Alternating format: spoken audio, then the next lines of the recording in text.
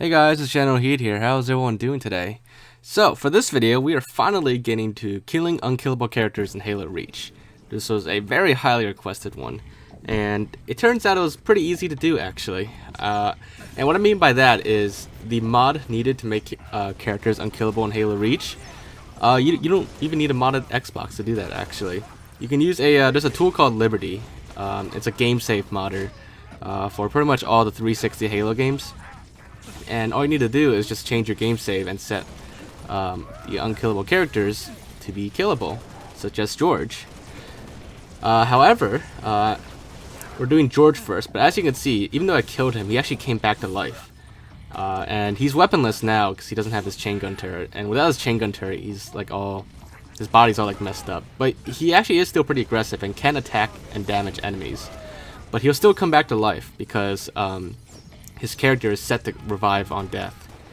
So to make characters permanently dead, you will need a modded Xbox for that. And it's a very simple mod, just setting to uncheck in the game files, but just that simple setting alone requires a modded Xbox to run that new modded map.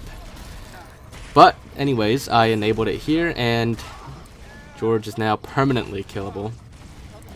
Another thing to note is that once you kill him, whether he comes back to life or not, he will drop his machine gun turret, and you can actually use George's chain gun turret, which is pretty cool actually. It's his chain gun turret. You don't even need mods to use it actually. You could just, once he drops it, you could just pick it up. Which means if there's some glitch out there to make George drop his chain gun turret somehow, then you should be able to use it actually, even without mods. Just a little interesting thing there. I might try that out in a future video, see if I could figure out how to make him drop his turret. But for now, the only way to make him drop it is to kill him. Now, with George dead, the cutscene will still load once you clear out all the enemies. In fact, dialogue still continues as normal. Like, you won't hear George's dialogue, but other people will still talk as if George was still talking. He just won't say anything. And his death won't impede gameplay or anything. Everything will continue as normal. Now, another interesting thing is, right now I let Kat and Carter revive when I kill them. But what's interesting is, as you saw there, when they come back to life, just like in Halo 3 with the Arbiter, when they come back to life, they actually end up picking up a different weapon, like whatever weapon's nearest to them. Just like in Halo 3 with when dead characters revive. So that gave me the idea to do a quick experiment here, because as you can see, Carter now has his pistol and Kat is using an assault rifle. My thought here is, could any other character use George's chain gun? If I could somehow make Kat use George's machine gun turret, I figured that looked pretty cool actually. And they revive pretty quickly, but as you can see, she does not pick up his chain gun turret. In fact, she just becomes weaponless. And actually, she walks around like all weird, like kind of like lopsided actually. And it's actually the same with Carter. Once you take him out and you put George's chain gun turret next to him, he will revive, but he also will not pick up George's chain gun turret, and he will actually just also become weaponless and just walk around all like lopsided. Look at that, like they're like tilting their head like all the way to like the side and then just like walking like all casually. Like I can't even describe like that kind of walk, but it's just really weird. Now George, when he was weaponless on a previous mission I showed you, well the previous scene I showed you, he was still pretty aggressive and could still like hand-to-hand fight enemies even without his chain gun turret, and he could actually take out enemies that way. But Kat and Carter, when they're weaponless, all they do is just walk around all casually and lopsided, and sometimes they'll walk towards the enemy, but they won't attack the enemies, not when they're weaponless. And they, yeah, I mean, they don't really do anything. If they get hit a few times, they'll start casually walking away from the weapons fire, but that's really about it. Nothing else interesting about them being weaponless other than they don't do anything. But anyways, now, of course, they're both still alive, so we gotta fix that. So I'm gonna take us to a different mission, one where we have more characters together. There's 4 of them together here. All that we're missing is June, but we'll get to him after this. So this is on a mission Winter Contingency near the end, and we're just gonna take them out one by one. So starting with George again, and we're gonna use this chain gun turret to finish off the rest of Noble Team. I mean, technically Noble Team dies anyways throughout the campaign, but we're doing that a lot earlier now. And I guess we're also trying to see if there's any side effects to killing them early. But yeah, so George is down, Carter is down.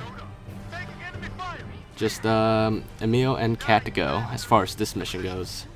So we'll do Emil next. Let's take him out next. George's chain gun turret is actually it's a pretty cool weapon to use. I don't think there's anything special about it. I think it's just a regular machine gun turret. As far as damage goes, it doesn't really feel like it does more damage. I haven't really compared it to a regular machine gun turret. I might do a comparison eventually, maybe if there's interest in doing a weapons comparison between George's chain gun turret. But other than that, I don't know. It looks cool, but I don't really think there's anything else special about it other than its looks. Anyways, last but not least is Kat. So let's take her out and see what happens. She's actually more of an important character on this mission because she's actually working on the door. So it seems. So let's see what happens if we take Kat out and actually the rest of the Noble Team, and see what happens if the rest of the mission can continue. Because in the previous Halo games, in a lot of cases, as you saw in my previous videos, when you take out important characters, the mission won't continue anymore. It'll just like stay there because it's waiting for like an action from the important character. But because the character's dead, it won't do anything. So let's see if that's the same case with Halo Reach. And so far with the previous characters I killed, namely George, nothing happened. His death didn't stop anything. And it seems that's the same case here too. Even though Kat is dead, the door will still close even without her actually like messing around with the controls. And from here, it seems like the mission will continue as normal. Yeah, see, everything loads just fine, and all the doors open as they're supposed to. I mean, it's supposed to be Kat controlling the doors and opening them, but they will they'll still open with or without her, basically. So I guess they're not as important characters as I thought they would be as far as the game goes. As far as gameplay goes, obviously they're very important when it comes to the lore, but with gameplay, not so much. And same thing, cutscenes will load, and even though they're dead, they'll still be in the cutscenes just fine. So there's that. Okay, so next up we have June. He's a character that you don't see in gameplay as much as the other characters. You only see him on the mission Nightfall. He's like there throughout the entire mission, but other missions you only see him like at certain parts, or he's either in like a Falcon just like giving you air cover, or he's only in the cutscenes. But just like with any other character, we had to take him out for this video, and he's actually one of the easier ones to take out because he's a sniper. He doesn't like run around as much, so it was easier to like punch him when he's standing still. Now, what's interesting is that once I killed him and I proceeded to the rest of the mission to see what happens, at a later point in the mission near the end, an objective will show up saying I need to defend June while he's like setting charges on the spy right here. And it'll actually even put a waypoint right here. But June is obviously not here, and there's nothing here. Like his body's not here, nothing. But I still need to defend it. I'm guessing it's putting a marker on June's ghost, so I have to defend its ghost. After I'm done defending June's quote-unquote ghost, the door is supposed to open here once June walks up to it and accesses the control panel, just like Kat on one of the previous missions.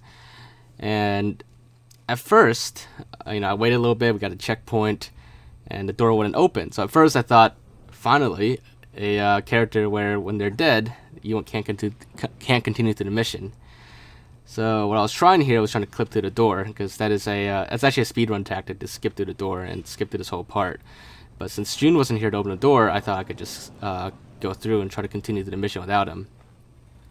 But as it turns out, I was actually just a little impatient here, and the door ended up opening anyways, and I guess June's ghost came to the rescue to open it up.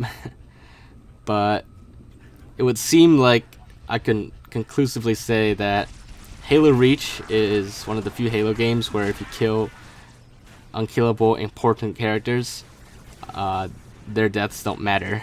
The game will still continue on normally.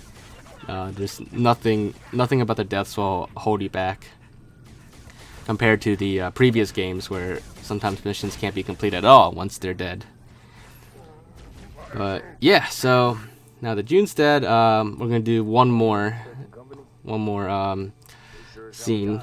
This is on the mission package at the last rally point where you gotta defend Halsey's lab. We're gonna take out the squad noble team one more time and see if anything happens again. So let's start with Emil first. He's down. And also, aside from George, all the weapons they carry aren't special. They're unremarked. They're just standard weapons, not surprisingly. George is the only one that has a unique weapon in Halo Reach. Alright, but anyways, Emil's down, Carter's down, and now let's take out June again. Alright, there we go. June is now down. Another interesting thing to note is that when these characters die, their weapons they drop have like very little ammo on them. But just a little fun fact there. So anyways, once we took them out, we're at the very end now. Let's open the door and see what happens. So yeah, see, it still worked. Even though they're all dead, you could still finish the mission. And when the cutscene loads up, they're all still in the cutscene as well. No surprise there. Well, actually, I guess the surprising thing is that everything works just fine without living members of Noble Team. But yeah, so there you have it, guys. It's killing all the unkillable characters in Halo Reach, which is pretty much just Noble Team.